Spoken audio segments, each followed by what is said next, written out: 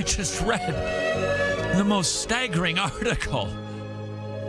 Eugene Peterson doesn't think homosexuality is a sin. I'm so flummoxed by that. Not This Is already. Wretched Radio.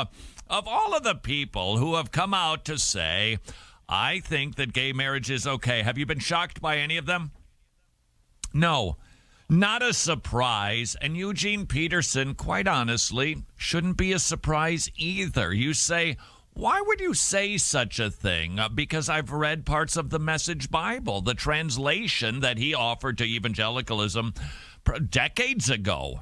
I don't know, how old is the massage? About 15, 20? Yeah, he massaged the word all right. It's almost unrecognizable. 20, whatever it is.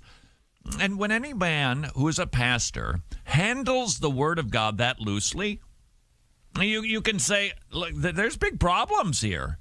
Now, I remember 14 years ago, Joey? Yeah, I think he had a New Testament for a long time, and then I think the whole Bible was completed. Because Tony, years ago. we were on radio together when it came out. I remember, and we read it and we compared it to other translations. If I'm not mistaken, I could be wrong about this. We mocked it soundly and got in big trouble for it.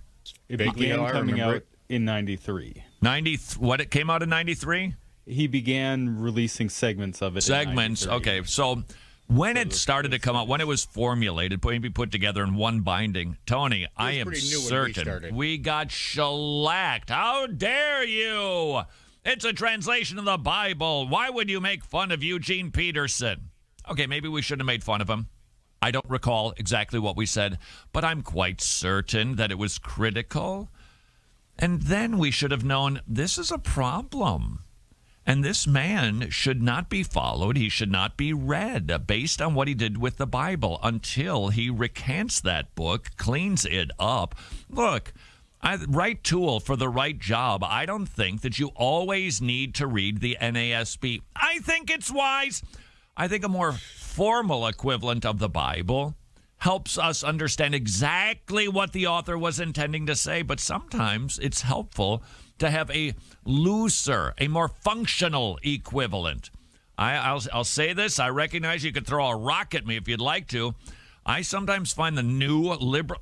No, what is it called? The New Living Translation. The New Living Translation. I find it helpful on occasion. Reading the book of Isaiah, for instance, it's very helpful. Otherwise, Isaiah, not because of the book, but because of me, it can be a slugfest. I don't know where's that located?